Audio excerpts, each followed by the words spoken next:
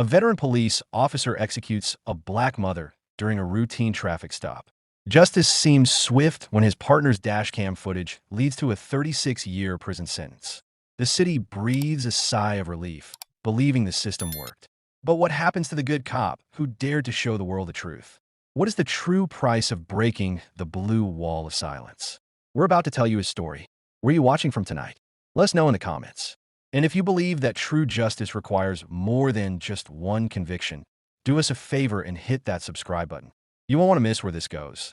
The rain over Midland fell in a thin, greasy mist, clinging to the patrol car's windshield and blurring the streetlights along Elm Avenue in a hazy watercolor coronas. Inside, the air was thick with the scent of stale coffee and the low hum of the police radio. For Officer David Hayes, just 6 months out of the academy, this was the rhythm of his new life, a rhythm dictated by the man sitting next to him, Officer Frank Donovan.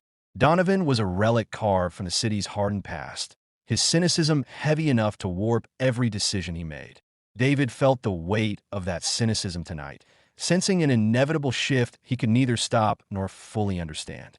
When the battered sedan appeared with its broken taillight, David's stomach tightened, knowing Donovan saw not an infraction, but an opportunity. Lights flashed, the sedan pulled over, and the script began to unfold. Donovan escalated instantly, his voice sharp, his suspicion sharper, and Maya Jenkins' calm attempts to comply only fueled his imagined threat. The moment Donovan drew his weapon, David felt reality crack. He tried to interject, but the shot was already fired, the horn already wailing, the scene already forever changed. He called for help, but he knew help could no longer reach the woman who lay slumped before him. Nor could it reach him from what was coming next. The video recorded everything, capturing not only the act, but the truth behind it. Sirens came, tape rose, statements were gathered. In the cramped interrogation room, David felt both relief and dread as the footage played. No angle hid the crime. No trick of light softened its brutality. Donovan was done, and the department moved quickly to sever him like a diseased limb, not out of moral reckoning, but institutional preservation. The indictment came fast, the suspension immediate, and David became both witness and symbol. In court, the footage crushed every defense, leaving Donovan exposed. His conviction was heralded as justice, but for David, the air outside the courthouse felt colder than the courtroom silence. Returning to the precinct, he walked into a vacuum. Conversations died on approach. Eyes shifted away. Veteran officers avoided him entirely, while rookies approached with nervous respect. He had become something dangerous, a reminder.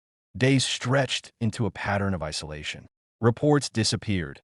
Equipment malfunctioned mysteriously, and the message grew clearer with each quiet exclusion. Petrov's uneasy confession only confirmed what David already felt. He was seen as a traitor. The sabotage escalated, subtle at first, then unmistakable. The spitting gesture toward the coffee pot, the radio with scrambled presets, the missing evidence files. Each act chipped at his resolve. Sleepless nights blurred into tense days, and hypervigilance became his new routine. The slashed tires in the secured lot were the first open act of hostility.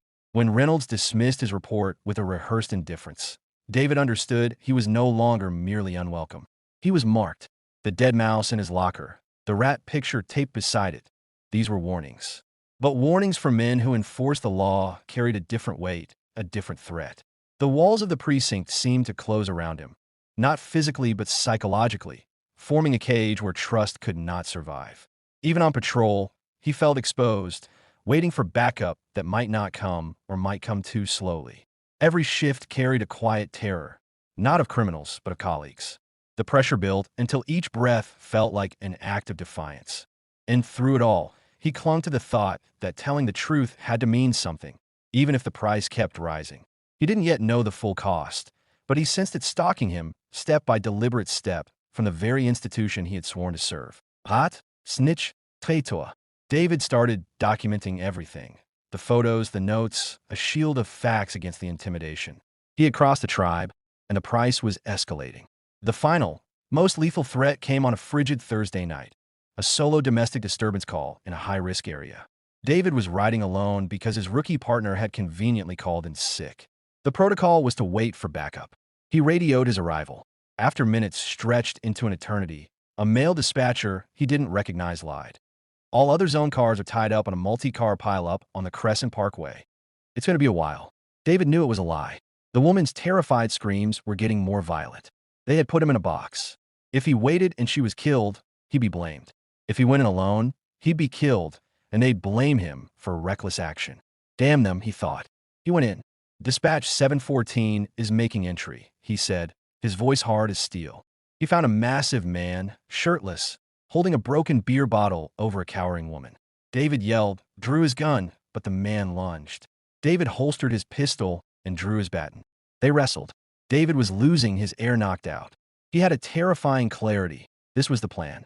He was going to die while his brothers listened.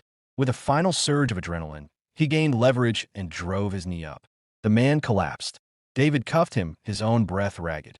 714, suspect in custody. Send that ambulance now, and you can tell the cars at that parkway pileup they're free to clear. The dispatcher's delayed response confirmed it. This was a deliberate, orchestrated attempt on his life. The isolation was over. The hunt had begun. The final act came on a Tuesday. Sergeant Reynolds, his voice slick, patched a direct call to David's car, claiming a CI had tipped him to $1 million contraband deal at the old abandoned steel mill off North Street. He named the backup units, Ross and Garcia. David knew it was the final, deadly trap, a high-risk ambush disguised as a career maker. He pulled up to the staging point. Novak up. He told his rookie partner, Smith, to give him his radio and stay with the car, ordering him to call the State Highway Patrol if he heard anything. David entered the mill alone, carrying Smith's radio. He found a hiding place and, using his own radio, quietly keyed the mic to create a live, silent feed to the precinct. Then, using Smith's radio, he spoke clearly. Reynolds, this is Hayes. I'm inside. There's no drug deal. It's an ambush. Ross and Garcia are here. They're planning to kill me. A sharp curse echoed from a catwalk above. He knows. Miller, he's onto us. Ross yelled. David knew the entire precinct was listening. He had torn up their script. He charged, throwing debris to create noise, and then climbed up to the catwalk. He found Ross and Garcia, their weapons drawn, searching the floor where he wanted them to look. He picked up Smith's radio one last time. Miller, he said, his voice cold. I have recorded your instructions. I have recorded this entire conversation. The one on my body, the one that's transmitting live right now. It's over. He fired an electrical panel, creating a blinding shower of sparks, disarming both men in the chaos. Sergeant Reynolds, your men are disarmed. Send a car, and you should probably find yourself a good lawyer. The open-channel broadcast of the Midland Mill ambush sent shockwaves across the country. Federal agents descended on the precinct. Reynolds, Ross, and Garcia were taken into custody. Chief Allen resigned. The Union head was indicted. The Midland Police Department was placed under a federal consent decree. David Hayes, the man who refused to break, had single-handedly exposed the systemic rot. He cleaned out his locker one last time, leaving his badge and gun on the bench.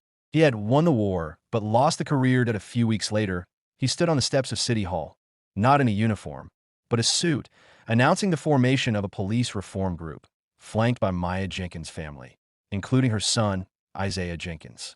He had lost his shield, but he had found his voice. He had ensured that accountability was not a public relations strategy, but the bedrock of justice. He proved that sometimes the only way to save an institution is to stand against it.